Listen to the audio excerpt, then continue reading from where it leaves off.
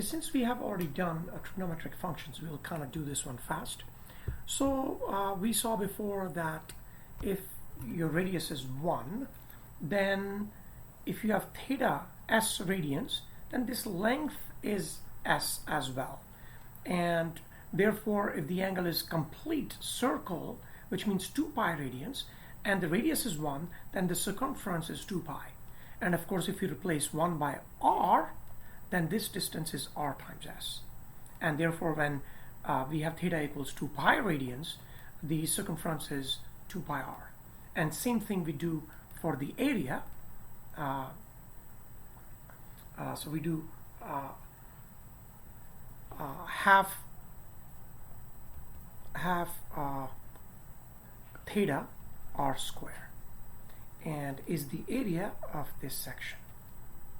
Okay, so you can see again when theta is 2 pi, the whole area of the entire circle, 2 cancels and we get pi r square. Okay, so we had discussed that before, and we also saw how to convert one to the other.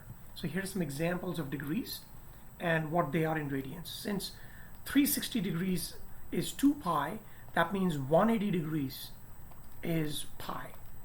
So 90 degrees is pi by 2. 45 degrees is pi by 4. 30 is pi by 6, and so on. Okay, converting angles to radians, you multiply by pi divided by 180.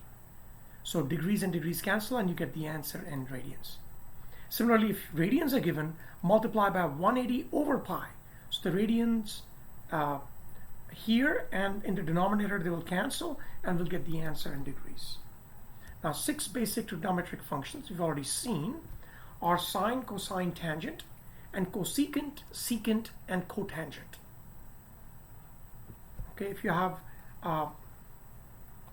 this distance r of this vector, then the projection on the x-axis is r cos theta, and y, this is r sine theta.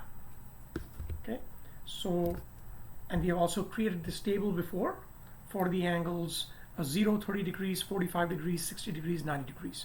We even derived those when we did the video on the pre-calculus review from the appendix. So please check that out. And we also learned about certain rules. So for example, if you want to evaluate sine 2 pi over 3, okay, so 2 pi is 360 degrees over 3, so it's 120 degrees.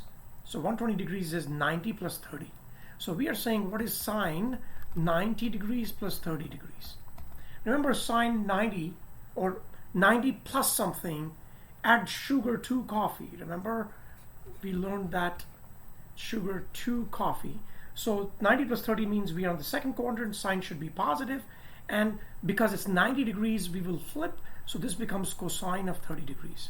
And we can then check from the table what is cosine of 30 degrees, and that is square root 3 over 2. Okay, that's square root 3 over 2 right here.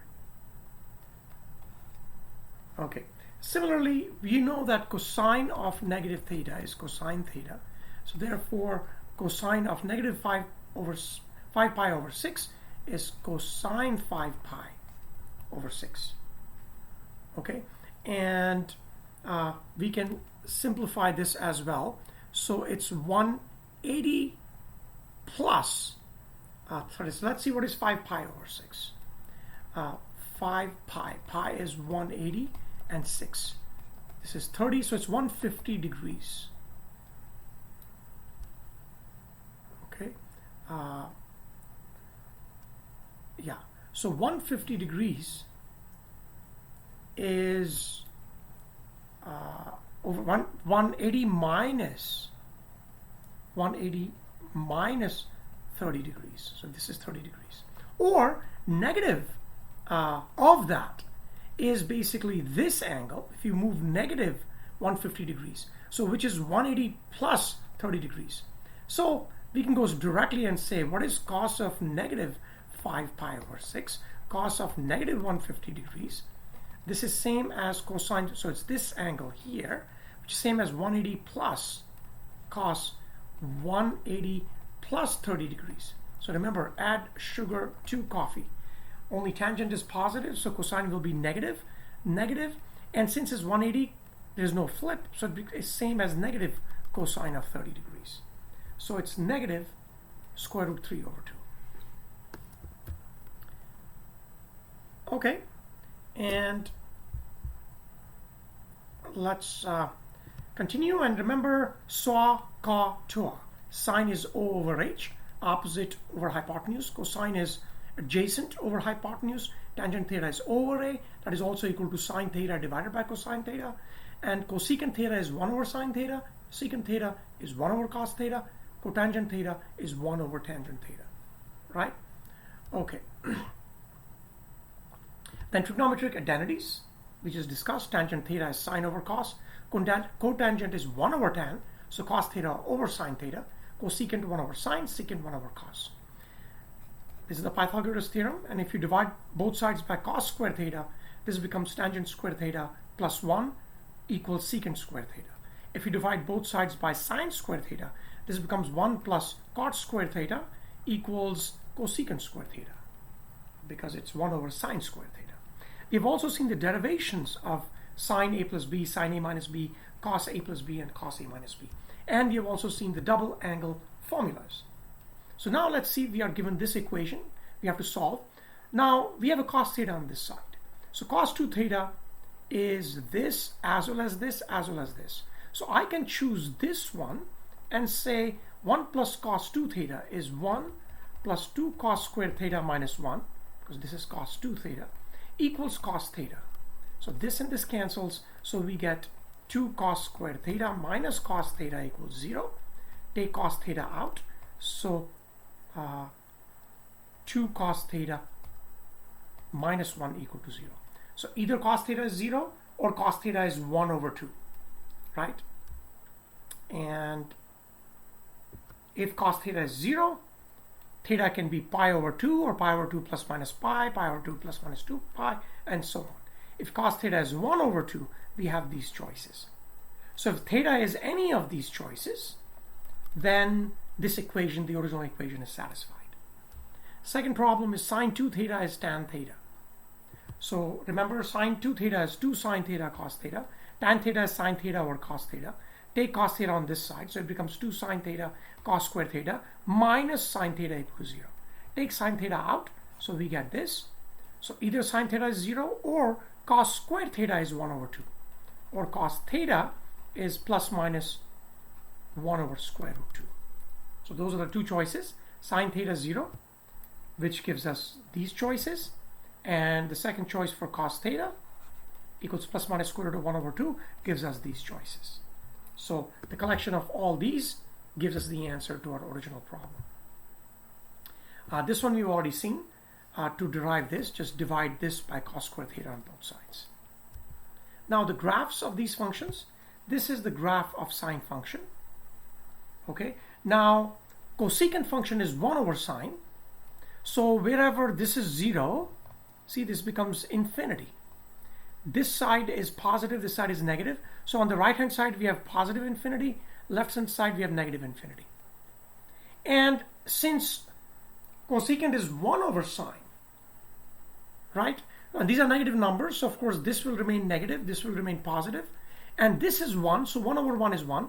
So this point goes to this point. And then here it's 1 over these numbers less than 1, so this goes up all the way to infinity. So looking at sine x tells you what the plot of cosecant x should be. Similarly, looking at cosine x plot gives you the same, these U-shaped and upside down U-shaped curves, because his 1 over cos x is secant x. So this point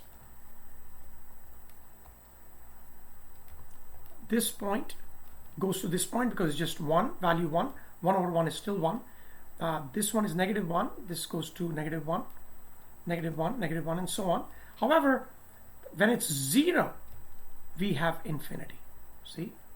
And left hand side is positive infinity on this side, and right hand side is negative infinity. And then these values get 1 over, so they make this shape.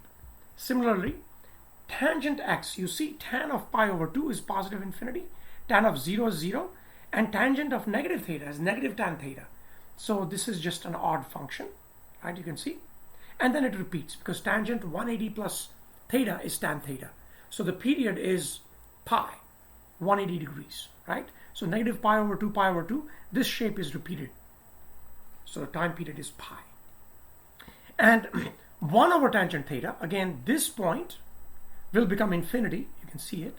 The right-hand side, positive infinity. Left-hand side, because these are negative numbers, negative infinity. Okay, and where this is infinity, pi over 2, this is 0 because it's 1 over that. Cotangent is 1 over tangent theta. Okay, and now you know how to transform a function. So let's look at this. If you're given a transformed sine function, you start with the sine function. So start with sine x. Okay, then you do sine of x minus pi, actually do sine of 2x,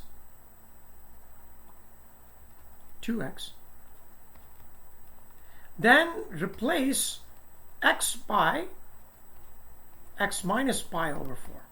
So this is linear compression, or x-axis compression, remember? So it's compressed sine from here to here, becomes half, and 2 pi is the period, it will become pi, right? Then we shift it to the right by pi by 4. Then we vertically scale it. So wherever it is 1 becomes 3. And then we take the whole function, shift it vertically. Let's do this on GeoGebra. GeoGebra.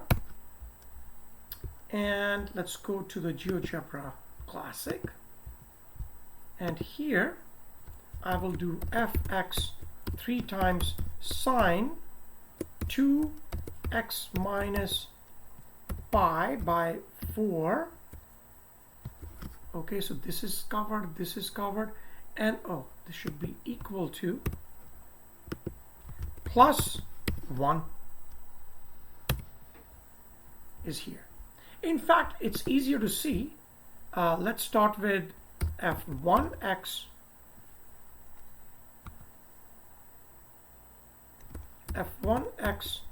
equals sine x. Okay, then f2x equals sine of 2x. See, so sine of 2x, it got compressed like with double. So here one cycle has 2 of the blue ones. Okay, then f3x, let's make it the shifted version, sine of 2x minus pi over 4.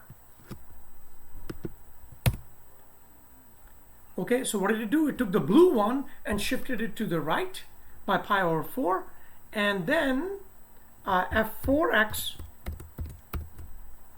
is 3 times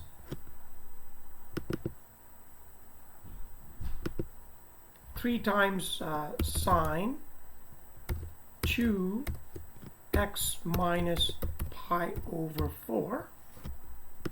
Okay, so it's a vertical scaling of the function as you see here, right? And then finally, when you add 1 to it, right, you add 1 to it, then this function gets shifted by 1 and we get the final green function. So by GeoGebra, you can do these transformations one by one just to see very clearly how the transformation happens. And in this case, of course, we are looking at the sine function. Okay, so that finishes this section on trigonometric functions.